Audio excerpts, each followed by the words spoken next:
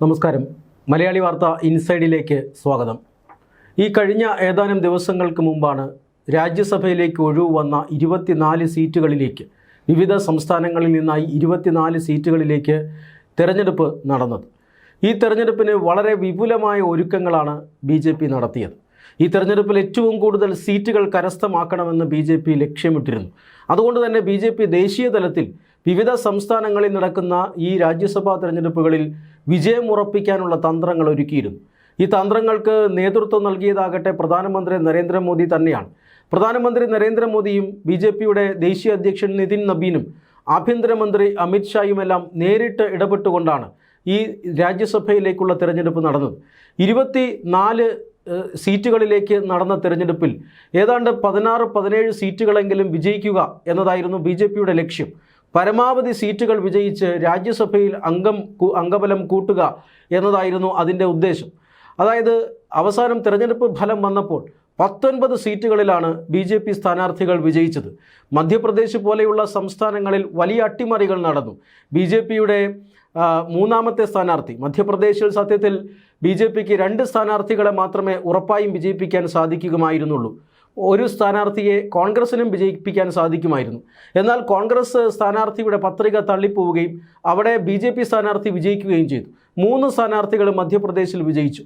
അങ്ങനെ പല സംസ്ഥാനങ്ങളിലും ക്രോസ് വോട്ടിംഗ് അടക്കം നടത്തി ഏത് രീതിയിലും പാർട്ടി സ്ഥാനാർത്ഥികളെ വിജയിപ്പിക്കുക. 2-3 സീറ്റുകൾ ഉണ്ട് എങ്കിൽ അതിൽ 2 സീറ്റുകളിലേക്ക് മാത്രം മത്സരം അല്ലെങ്കിൽ വിജയിപ്പിക്കാൻ കഴിയുമെങ്കിൽ 2 സ്ഥാനാർത്ഥികളല്ല 3 സ്ഥാനാർത്ഥികളെ വേണമെന്ന് BJP ദേശീയ തലത്തിൽ തന്നെ തീരുമാനിച്ചിരുന്നു. അങ്ങനെ പല സീറ്റുകളും BJPക്ക് ഈ രാജ്യസഭാ തെരഞ്ഞെടുപ്പിൽ നേടാൻ കഴിഞ്ഞു. മധ്യപ്രദേശ് അതിൻ്റെ ഏറ്റവും വലിയ ഉദാഹരണം മാത്രമാണ്. മധ്യപ്രദേശിൽ കോൺഗ്രസിന് 1 സ്ഥാനാർത്ഥിയെ വിജയിപ്പിക്കാൻ കഴിയുമായിരുന്നു, BJPക്ക് 2 സ്ഥാനാർത്ഥി. എന്നാൽ BJP അവിടെ 3 സ്ഥാനാർത്ഥികളെ നിർത്തുന്നു. കോൺഗ്രസ് ആകട്ടെ 1 സ്ഥാനാർത്ഥിയെ മാത്രം നിർത്തുന്നു. ആ നിർത്തിയ സ്ഥാനാർത്ഥി മീനാക്ഷി നടരാജൻ എന്ന സ്ഥാനാർത്ഥിയുടെ പത്രിക തള്ളിപ്പോകുന്നു. അവർക്ക് തെലങ്കാനയിൽ ഉണ്ടായ ഒരു കേസ്, ആ കേസിൻ്റെ വിശദാംശങ്ങൾ പത്രികയിൽ കാണിച്ചില്ല എന്ന കാരണം പറഞ്ഞുകൊണ്ട് തന്നെ വരണാധികാരി അവരുടെ നാമനിർദ്ദേശ പത്രിക തള്ളുന്നു. അതോടുകൂടി അവിടെ മത്സരമില്ല. BJP സ്ഥാനാർത്ഥി എതിരില്ലാതെ തിരഞ്ഞെടുക്കപ്പെടുന്ന സാഹചര്യം. BJPയിലേക്ക് വോട്ടുകൾ ക്രോസ് വോട്ടിംഗ് ആയി പോകുമോ അല്ലെങ്കിൽ വോട്ടുകൾ ചോരുമോ എന്ന് ഭയത്താൽ മധ്യപ്രദേശ് പോലെയുള്ള സംസ്ഥാനങ്ങളിൽ കോൺഗ്രസ് സ്ഥാനാർത്ഥികളെ അല്ലെങ്കിൽ MLAമാരെയെല്ലാം റിസോർട്ടിലേക്കും മറ്റും മാറ്റിക്കൊണ്ടുള്ള ഒരു നീക്കമാണ് നടത്തിയത്. കാരണം BJP അത്രമാത്രം അഗ്രസീവായിട്ടാണ് ഈ രാജ്യസഭാ തെരഞ്ഞെടുപ്പിനെ നേരിട്ടത്. അതിൻ്റെ ഉദ്ദേശം പരമാവധി രാജ്യസഭയിൽ സീറ്റുകളുടെ എണ്ണം വർദ്ധിപ്പിക്കുക എന്നുള്ളതാണ്. ഇപ്പോൾ രാഷ്ട്രീയമായി അനുകൂല സാഹചര്യമാണ്. അതുകൊണ്ട് തന്നെ ചരിത്രത്തിലാദ്യമായി NDAക്ക് ഒരു 3-2 ഭൂരിപക്ഷത്തിനടുത്തേക്ക് എത്തിക്കുക എന്ന ഒരു ദൗത്യമാണ് പ്രധാനമന്ത്രി നരേന്ദ്രമോദിക്കുണ്ടായിരുന്നത്. അവർ അത് വളരെ വിജയകരമായി തന്നെ പൂർത്തിയാക്കി. 17 സീറ്റുകൾ വിജയിക്കാൻ ലക്ഷ്യമിട്ടിരുന്നിടത്ത് 19 സീറ്റുകളിൽ BJP സ്ഥാനാർത്ഥികൾ വിജയിച്ചു. മധ്യപ്രദേശ് പോലെയുള്ള സംസ്ഥാനങ്ങളിൽ നടന്ന അട്ടിമറിയിലൂടെയൊക്കെയാണ് ഇത്തരത്തിലുള്ള ഒരു സീറ്റ് വിജയം അല്ലെങ്കിൽ മിന്നും വിജയം രാജ്യസഭാ തെരഞ്ഞെടുപ്പിൽ BJP നേടിയത്. മാത്രമല്ല, രാജ്യസഭയിൽ മാത്രമല്ല ലോക്സഭയിലും വലിയ രാഷ്ട്രീയ നീക്കങ്ങൾ നടക്കുന്നുണ്ട്. നമുക്കറിയാം, ഈ കഴിഞ്ഞ നിയമസഭാ തെരഞ്ഞെടുപ്പുകൾ, കേരളം അടക്കമുള്ള നിയമസഭാ തെരഞ്ഞെടുപ്പുകൾ അതിനിർണായകമായിരുന്നു. ആ നിയമസഭാ തെരഞ്ഞെടുപ്പുകൾക്ക് ശേഷം ദേശീയ രാഷ്ട്രീയം തന്നെ മാറിപ്പോയി. കാരണം മോദി ഒരു ഭാഗത്തും മറുഭാഗത്ത് DMK, തൃണമൂൽ കോൺഗ്രസ് എന്നിങ്ങനെയുള്ള രാഷ്ട്രീയ പാർട്ടികൾ അതിശക്തമായി മറുഭാഗത്ത് നിൽക്കുന്ന കാഴ്ച നമ്മൾ ഈ വനിതാ സംവരണ ബില്ലൊക്കെ അവതരിപ്പിക്കുമ്പോൾ കണ്ടതാണ്. വനിതാ സംവരണ ബില്ലിനെയും മണ്ഡല പുനർനിർണയ ബില്ലിനെയും ഒരു കാരണവശാലും പാസ്സാക്കാൻ അനുവദിക്കില്ല എന്ന് ഈ കക്ഷികളാണ് നിലപാടെടുത്തത്. എന്നാൽ നിയമസഭാ തെരഞ്ഞെടുപ്പ് തമിഴ്നാട്ടിലെയും പ്രത്യേകിച്ചും ബംഗാളിലെയും കഴിഞ്ഞതോടുകൂടി ദേശീയ രാഷ്ട്രീയത്തിൽ വലിയ മാറ്റങ്ങൾ വരുന്നു. തമിഴ്നാട്ടിൽ DMK പരാജയപ്പെടുന്നു. DMKയ്ക്കൊപ്പം നിന്ന ഇടതു പാർട്ടികളും കോൺഗ്രസും എല്ലാം മുന്നണി വിട്ടുപോകുന്നു, വിജയ്ക്കൊപ്പം ചേരുന്നു. DMK ഇന്ത്യ മുന്നണി വിട്ടുപോകുന്നു, പ്രത്യേക ബ്ലോക്കായി ഇരിക്കാൻ അനുവദിക്കണമെന്ന് ലോക്സഭാ സ്പീക്കറിനോട് ആവശ്യപ്പെടുന്നു. തൃണമൂൽ കോൺഗ്രസ് പശ്ചിമ ബംഗാളിൽ തകർന്നടിയുന്നു.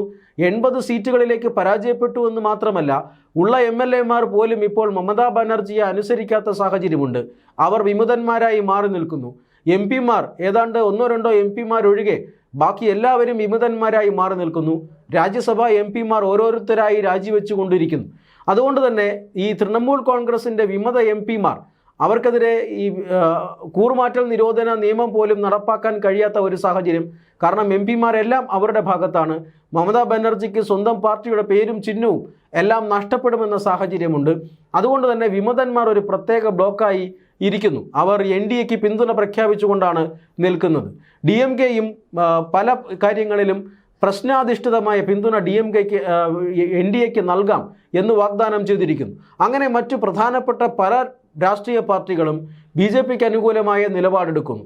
ഇപ്പോൾ വനിതാ സംവരണ ബില്ലും അതുപോലെ തന്നെ മണ്ഡല പുനർനിർണയ ബില്ലുമൊക്കെ തിരികെ കൊണ്ടുവന്നാൽ പാസ്സാകുമെന്ന രാഷ്ട്രീയ സാഹചര്യം പോലുമുണ്ട്. ആഴ്ചകൾ കൊണ്ടാണ് വലിയ രാഷ്ട്രീയ മാറ്റം ഭാരതത്തിലുണ്ടായത്. അതുകൊണ്ട് തന്നെ രാജ്യസഭയിലും ലോക്സഭയിലും ഇതിൻ്റെ പരമാവധി പ്രയോജനമെടുക്കാൻ BJP ഇപ്പോൾ ശ്രമിക്കുകയാണ്. അങ്ങനെ BJP ഇപ്പോൾ ഈ ഒരു ശ്രമം നടത്തുന്നതിനൊരു പ്രധാനപ്പെട്ട കാരണമുണ്ട്. അത് പാർലമെൻറ്റിൻ്റെ വർഷകാല സമ്മേളനമാണ്. പാർലമെൻറ്റിൻ്റെ വർഷകാല സമ്മേളനത്തിൽ BJP നേരത്തെ പരാജയപ്പെട്ടു പോയ ബില്ലുകൾ വീണ്ടും തിരികെ കൊണ്ടുവരാൻ ശ്രമിക്കും എന്നതാണ് ഇപ്പോൾ ലഭിക്കുന്ന സൂചന. അതായത് വനിതാ സംവരണ ബില്ലും അതുപോലെ തന്നെ മണ്ഡല പുനർനിർണയ ബില്ലും വീണ്ടും കൊണ്ടുവരും.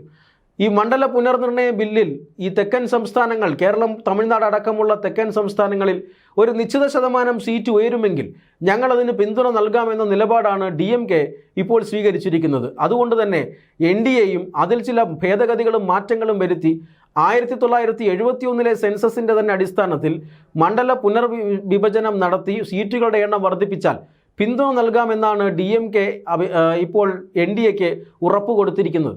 മാത്രമല്ല മണ്ഡല പുനർനിർണയ ബില്ലും അതോടൊപ്പം തന്നെ വനിതാ സംവരണ ബില്ലും പാസ്സാക്കാൻ അനുവദിക്കാമെന്ന് തൃണമൂൽ കോൺഗ്രസിൽ നിന്നും രാജിവെച്ച് മാറി നിൽക്കുന്ന, അല്ലെങ്കിൽ തൃണമൂൽ കോൺഗ്രസിനോട് പിണങ്ങി മാറി നിൽക്കുന്ന വിമത MPമാരും ഇപ്പോൾ നിലപാട് സ്വീകരിച്ചിട്ടുണ്ട്. അങ്ങനെയാണ് എങ്കിൽ അമിത്ഷാ പേപ്പറുകളിൽ പഴയതുപോലെ കണക്കുകൾ എഴുതി തുടങ്ങിയിരിക്കുന്നു. എത്ര MPമാരുടെ പിന്തുണ ലഭിക്കും, എത്ര MPമാരെ ഉപയോഗിച്ചുകൊണ്ടാണ് ഈ ബില്ലുകൾ പാസ്സാക്കിയെടുക്കാൻ പോകുന്നത്. പ്രത്യേകിച്ചും ഭരണഘടനാ ഭേദഗതി ബില്ലാണ്. 2/3 ഭൂരിപക്ഷം ആവശ്യമാണ് ലോക്സഭയിലും രാജ്യസഭയിലും. അത് ഉണ്ടാക്കാൻ കഴിയുമോ? അമിത്ഷാ അതിൻ്റെ ഒരു പ്രത്യേക ദൗത്യവുമായി രംഗത്തുണ്ട് എന്ന കാര്യത്തിൽ തർക്കമൊന്നുമില്ല. ഇപ്പോൾ ദില്ലിയിൽ നിന്ന് ലഭിക്കുന്ന സൂചനകൾ അനുസരിച്ച് അമിത്ഷായുടെ കണക്ക് പുസ്തകത്തിൽ 2/3 ഭൂരിപക്ഷം ആയി കഴിഞ്ഞിരിക്കുന്നു. ഇനി മോദിയുടെ ഊഴമാണ്. അദ്ദേഹം ഈ ബില്ലുകളുമായി ഈ പാർലമെൻറ്റിലേക്ക് എത്താൻ പോകുന്നു എന്നാണ് സൂചന. അതായത് രാജ്യസഭയിൽ ഈ നിലവിൽ 245 അംഗങ്ങളുണ്ട്. ഇതിൽ 5 സീറ്റ് ഒഴിഞ്ഞു കിടക്കുകയാണ്. ആകെ 240 അംഗങ്ങൾ. അതിൽ 2/3 ഭൂരിപക്ഷത്തിന് വേണ്ടത് 160 സീറ്റുകളാണ്. NDAക്ക് ഉള്ള സീറ്റുകളും YSR കോൺഗ്രസിനുള്ള സീറ്റുകളും ബിജു ജനതാദളിൻ്റെ സീറ്റുകളും DMKയുടെ സീറ്റുകളും ഒരുമിച്ചാൽ 168 സീറ്റുകളുടെ അല്ലെങ്കിൽ 168 പേരുടെ പിന്തുണ രാജ്യസഭയിൽ NDAക്ക് ഉണ്ട് എന്നതാണ് ഏറ്റവും പ്രധാനപ്പെട്ട കാര്യം. അതായത് 2/3 ഭൂരിപക്ഷം നിഷ്പ്രയാസം മറികടക്കാം. ലോക്സഭയിലാണെങ്കിൽ 543-ൽ 540 പേരാണ് ഇപ്പോൾ ഉള്ളത്. 3 സീറ്റുകൾ ഒഴിവാണ്. 360 സീറ്റുകളുടെ അല്ലെങ്കിൽ 360 പേരുടെ പിന്തുണ 2/3 ഭൂരിപക്ഷത്തിന് ആവശ്യമാണ്. NDA, TMC, YSR കോൺഗ്രസ് എന്നീ കക്ഷികൾ ചേർത്താൽ 316 അംഗങ്ങളുടെ പിന്തുണയുണ്ട്. ഇതിൽ DMK, ശിവസേന ഉദ്ധവ് താക്കറെ വിഭാഗം, NCP ശരത് പവാർ വിഭാഗം എന്നിവർ കൂടി ചേർന്നാൽ 360 അംഗങ്ങൾ എന്ന ഒരു മാന്ത്രിക സംഖ്യ 2/3 ഭൂരിപക്ഷം മറികടക്കാൻ BJPക്ക് കഴിയും. അതായത് പാർലമെൻറ്റിൽ കോൺഗ്രസിനെ ഒറ്റപ്പെടുത്തിക്കൊണ്ട് മറ്റു പാർട്ടികളെ ഒപ്പം ചേർത്തുകൊണ്ടുള്ള ഒരു രാഷ്ട്രീയ നീക്കത്തിന് BJP തുടക്കം കുറിച്ചിരിക്കുന്നു. അത് ഏതാണ്ട് വിജയം കണ്ടിരിക്കുന്നു എന്നാണ് ഈ കണക്കുകൾ നൽകുന്ന സൂചന. അങ്ങനെയെങ്കിൽ പാർലമെൻറ്റിൻ്റെ വർഷകാല സമ്മേളനത്തിൽ നേരത്തെ കോൺഗ്രസും അതുപോലെ തന്നെ ഈ പറയുന്ന രാഷ്ട്രീയ പാർട്ടികളും എല്ലാം ചേർന്ന് പരാജയപ്പെടുത്തിയ വനിതാ സംവരണ ബില്ലും മണ്ഡല പുനർനിർണയ ബില്ലും ഭേദഗതികളോടുകൂടിയാണെങ്കിലും തിരികെ വരും. അവിടെ ഒരു അഭിപ്രായ രാഷ്ട്രീയ സമവാക്യം ഉണ്ടായാൽ തീർച്ചയായും BJPക്ക് ഈ ബില്ലുകൾ പാസ്സാക്കാൻ കഴിയുമെന്ന ഒരു അനധിസാധാരണമായ രാഷ്ട്രീയ സമവാക്യം ഭാരതത്തിൽ രൂപപ്പെട്ടിരിക്കുന്നു. ഈ രാഷ്ട്രീയ സമവാക്യത്തെ വിജയത്തിലേക്ക് എത്തിക്കാനാണ് രാജ്യസഭാ തെരഞ്ഞെടുപ്പുകളിൽ BJP ഇത്ര വലിയ ഒരുക്കങ്ങൾ നടത്തിയത്. ലോക്സഭയിൽ ഒട്ടനവധി ചെറിയ കക്ഷികളെ ഒപ്പം കൂട്ടി രാഷ്ട്രീയ നീക്കം നടത്തുന്നതും അതിനുവേണ്ടി തന്നെയാണ്. എന്നാൽ ഈ ബില്ലുകൾ മാത്രമല്ല, 3 ബില്ലുകളാണ്, ഭരണഘടനാ ഭേദഗതി ബില്ലുകളാണ് അന്ന് പാർലമെൻറ്റിൻ്റെ പ്രത്യേക സമ്മേളനം വിളിച്ച് അവതരിപ്പിച്ചതും പിന്നീട് പരാജയപ്പെട്ടു പോയതും. ബില്ലിനെ പരാജയപ്പെടുത്തിയത് വലിയ രാഷ്ട്രീയ അബദ്ധമായി പോയി എന്ന് DMKയും തൃണമൂൽ കോൺഗ്രസും എല്ലാം തിരിച്ചറിയുന്നുണ്ട്. കാരണം അന്ന് തന്നെ പ്രധാനമന്ത്രി നരേന്ദ്രമോദി ഒരു കാര്യം പറഞ്ഞിരുന്നു. നിങ്ങൾ വനിതാ സംവരണ ബില്ലിനെ എതിർക്കരുത്. എതിർക്കാതിരുന്നാൽ വനിതാ സംവരണ ബില്ലിൻ്റെ ക്രെഡിറ്റ് ഒരിക്കലും BJPക്ക് വരികയില്ല. നേരെ മറിച്ച് അതിനെ എതിർത്ത് പരാജയപ്പെടുത്തിയാൽ ഞങ്ങളുടേതായ ഒരു പൊളിറ്റിക്കൽ ക്യാമ്പയിൻ നടത്തും. അതുകൊണ്ട് തന്നെ അതിൻ്റെ പ്രയോജനം മുഴുവനായും ലഭിക്കുക BJPക്കായിരിക്കും. ജനങ്ങൾ നിങ്ങളെ തൂത്തെറിയും. ആ മുന്നറിയിപ്പ് കോൺഗ്രസും DMK അടക്കമുള്ള രാഷ്ട്രീയ പാർട്ടികളും കേട്ടില്ല. പക്ഷേ തെരഞ്ഞെടുപ്പിൽ മോദി പറഞ്ഞതുപോലെ തന്നെ സംഭവിച്ചു. അതുകൊണ്ട് തന്നെ ഇക്കാര്യത്തിൽ ഒരു പുനരാലോചന നടത്താൻ അവർ തയ്യാറായിരിക്കുന്നു എന്ന് വേണം കരുതാൻ. ഇനിയിപ്പോൾ ഈ പറഞ്ഞതുപോലെ ഈ ബില്ലുകൾ മാത്രമല്ല, മറ്റൊരു പ്രധാനപ്പെട്ട ബില്ലും വർഷകാല സമ്മേളനത്തിൽ കൊണ്ടുവരാൻ സർക്കാർ ലക്ഷ്യം വയ്ക്കുന്നുവെന്നാണ് സൂചന.